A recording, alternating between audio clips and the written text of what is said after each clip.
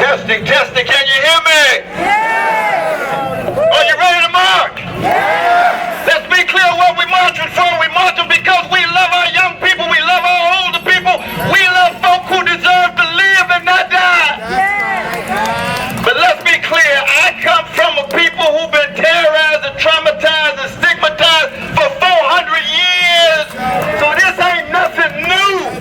We just have to straighten our backs up and know how to engage and fight back and tell each other and the world, this ain't no fair, this ain't no fashion. You got to stay on fire for justice. And when you're on fire for justice, you're willing to tell the truth. I don't care what color, what gender, what sexual orientation. If you're not in solidarity with the poor and working people, then you deserve to be criticized. And what does that mean? That means that we come together in the streets, willing to go to jail, and most importantly, we got to be faithful unto death. Faithful unto death. If you're not faithful unto death, you don't have a freedom movement. That's why this gathering is so historic, because the world believes we're running out of gas. But we ain't running out of gas at all. Look at all this fire here. Look at this leadership with Brother Larry Hale. Do you know what's going to happen 2 weeks from now?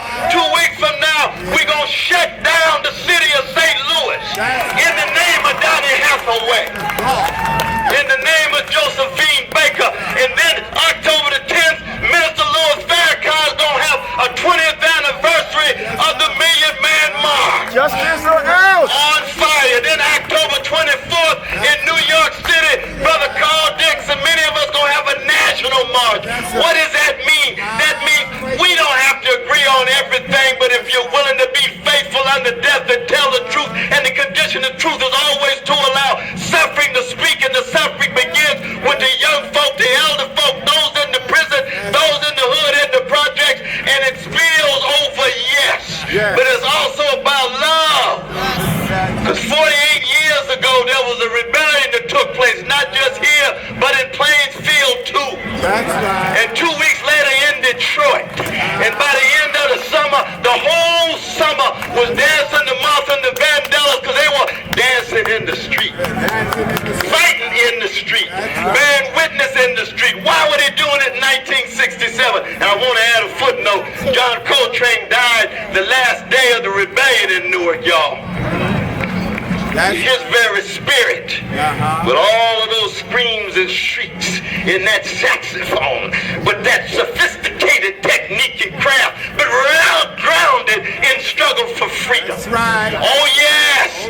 Well, here we are, almost 50 years later with Brother Larry, and we're still dealing with the same capitalist wealth inequality, the same gender domination, the same vicious legacy of white supremacy. You say, but oh, Brother West, we got all these black faces in high places. I say, yes, that's good. We put them there, but they're going to have to be accountable. They're going to have to be accountable. We're going to make sure that all the tears of these mothers and these fathers are not shed in vain. And so we march now. We may have to go to jail later, and we have to go down fighting in whatever way you choose. But please, let's stop the sleepwalking that's been going on for the last 30 years.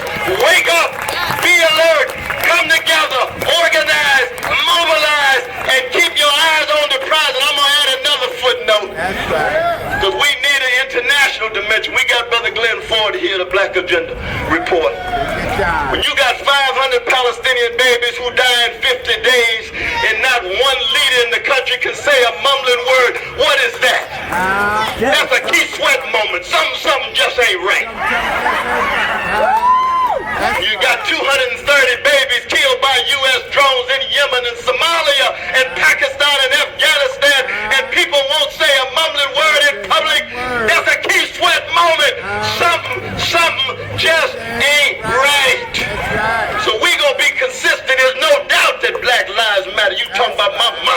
daddy and my brothers and sisters. That's right. Ain't no doubt about that. Ain't no doubt about And you it. start on the chocolate side of town. But the Palestinian lives and the Yemen lives, they matter in that context for us.